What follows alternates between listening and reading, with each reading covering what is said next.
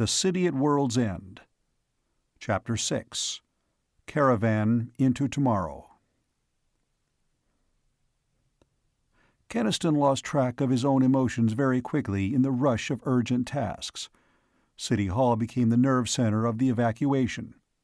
The police and National Guard officers were already there, and other men were called in. The wholesale grocers, the warehouse men, the heads of trucking and bus and van lines. McLean, the big raw-boned manager of the largest trucking company, proved a tower of strength. He had been a transport officer in the last war and knew something about moving men and supplies. "You'll have a traffic madhouse and you won't get these people out for weeks," he said crisply. "It's got to be organized by wards. There have to be quarters in your domed city assigned for each ward, so they can go into their own streets when they get there." Hubble nodded. "I can get a crew of 20 men ready to handle that." "Good. I figure the move will take 3 days. A third of the population is about all we can handle safely at one time. Civilian populations are the devil and all. Now, there'll have to be a squad assigned to distribute fuel to the ones who have to wait here in Middletown, and to quarter them as to conserve that fuel. Also—" Hubble sighed. "You take a big load off my mind, McLean. Will you organize the march? Keniston can lead the first contingent when you're ready." McLean nodded brusquely, sat down at someone else's desk, and began to fire orders. Hubble departed with his 20 picked men, well armed, to set up a base in the domed city. The radio chattered incessantly now, urging, soothing, cajoling, issuing instructions. Police and guardsmen were dispatched to each ward, with a responsible man heading each squad. They were ordered to take the streets house by house, to assure complete evacuation, and also to ascertain how many private cars could be counted on for transportation. The city buses could carry only a fraction of the evacuees. McLean was the one who thought of the patients in the Middletown hospitals, and set men to collecting ambulances, hearses, whatever would carry the sick comfortably. The police patrol wagons and a few big army trucks from the armory he assigned to move prisoners in the jail who could not safely be released. But they and the sick would be left until the last day to ensure proper quarters for their reception. Fleets of trucks were started to the warehouses, with hasty lists of the food and other emergency supplies that must go with them. "We can run a truck line back to Middletown for more supplies later," McLean told Keniston, "but this stuff we'll need right away." The first and second wards were to go first, and that meant that Carol and her aunt would be in the first day's evacuation. Keniston managed to get away long enough to see them. He was sorry he went.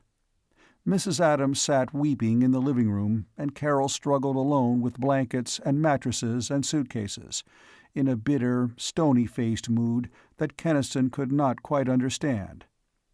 He stayed longer than he should have done to help them pack, trying earnestly to penetrate Carol's tight-lipped silence. "I know it's hard to leave your home," he said, "but it's hard for everybody.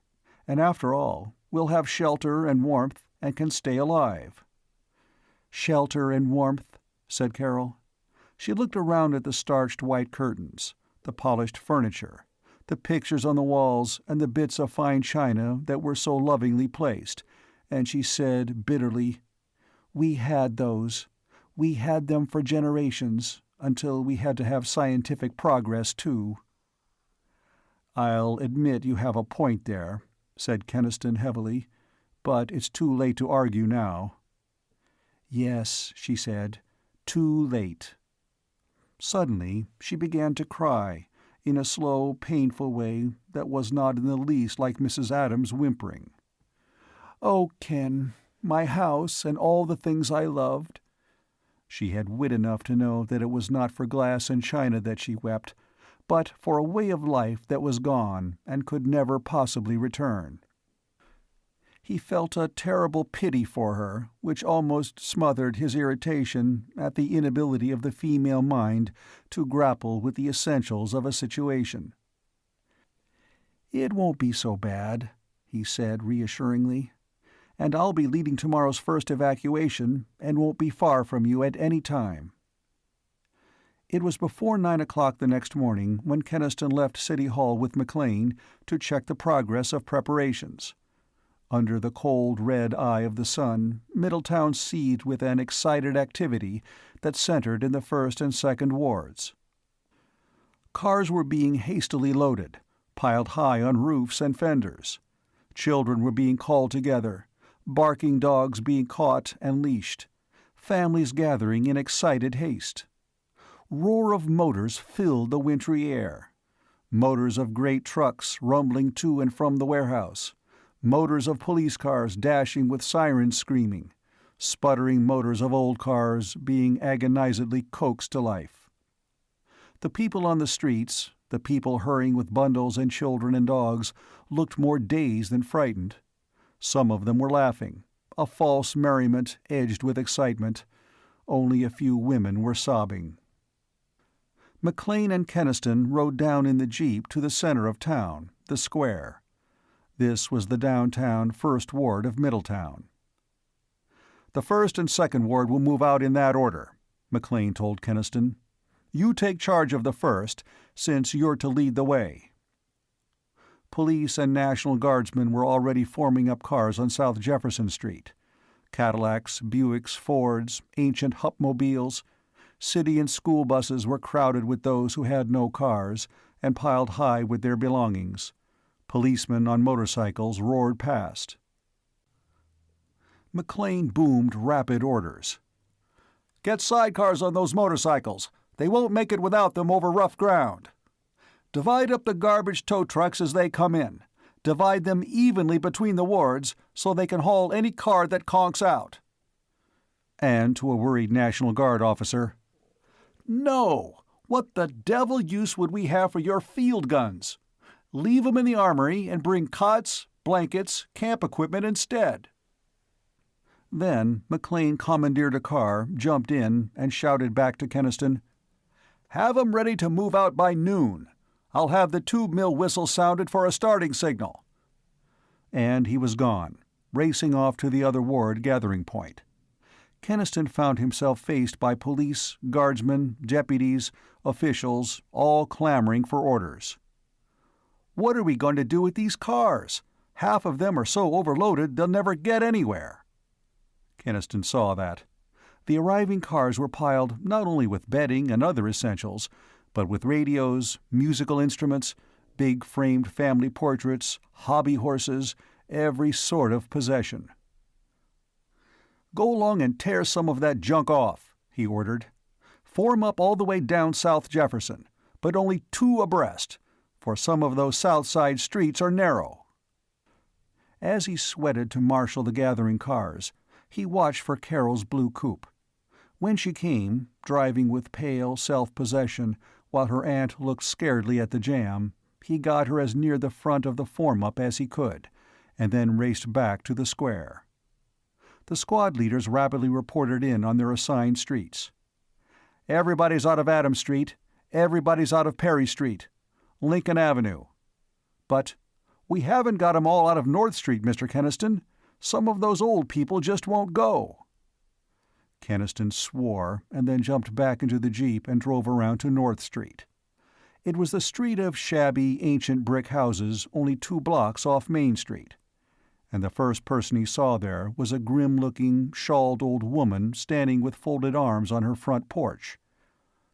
"I'm not leaving my home," she snapped to Keniston before he could speak. "I've lived in this house all my life, and my mother before me. I'll not leave it now." She sniffed scornfully. "The idea of the whole town taking up and running away just because it's got a little cold." Keniston, baffled, saw a little girl of 6 peering at him from inside the window of the house. "That your granddaughter?" he asked. "Listen, she'll be dead in a few days. Stone frozen dead. Unless you bring her and your warm clothes and blankets along now." The shawled old woman stared at him. Then, her voice suddenly dull, she asked, "Where do I go?" He hastened on along the street. A peppery old man was being carried out in a wheelchair by two squadmen, and was viciously striking at them with his cane. "God-damn foolishness!" he was swearing. They got them into the waiting buses and hastily loaded on their belongings.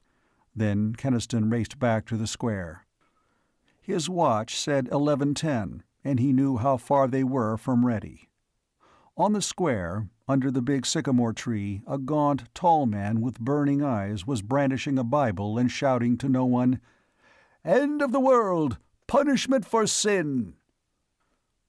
Lauber, the truck dispatcher whom McLean had left in charge of the First Ward caravan under Keniston, came running up to him when he reached South Jefferson. "These people are crazy," he panted. "The ones already here want to start right now, and they don't even know the way." Keniston saw that the police had drawn a barricade of big trucks across the street some blocks southward. Cars were surging against it, motors roaring, drivers shouting, horns sounding in a deafening chorus. Panic. He knew it was in the air. He, all of them, had known there was danger of it when the mayor had made his broadcast. They had had to risk it, for only real fear could make people leave their lifelong homes. But if it got out of hand... He rode along the line shouting, "Form up! Form in line! If you jam the street, you'll be left behind!" He couldn't even be heard. Limousines, trucks, jalopies, they crowded each other, banged fenders, bumped and recoiled and pressed forward again, and the horns never stopped their shrieking cacophony. Keniston, sweating now despite the frozen chill of the air, prayed that the gathering panic would not burst into violence. At the front of the surging, roaring mass, he found Mayor Garris, and the mayor's pallid face showed that panic had infected him too. "Shouldn't we go?" he shouted to Keniston over the uproar of horns and motors. "Everyone seems ready here." "McLean's running the traffic movement, and we've got to stick to his orders," he shouted back. "But if these people break loose—" the mayor began. He stopped. Over the shrieking horns and thundering motors, a new sound was rising. A distant, banshee wail. A faraway scream that swelled into a hoarse, giant howl. The auto horns, the shouting voices from the cars, fell silent. Only the sound of motors was background to that unending scream that wailed across Middletown like a requiem. "That's the 2 mil whistle!" cried Lauber. "That's the signal!" Keniston sent the jeep jumping ahead. "Okay, let those trucks roll! But keep people in line, back of them! No stampeding!" The big diesels that barricaded the way began to snort and rumble, and then started to move out as ponderously as elephants. Keniston's jeep swung in front, but almost at once cars behind pressed to get around them. "Run the trucks 3 abreast in front," he shouted to Lauber. "It'll keep them from getting around."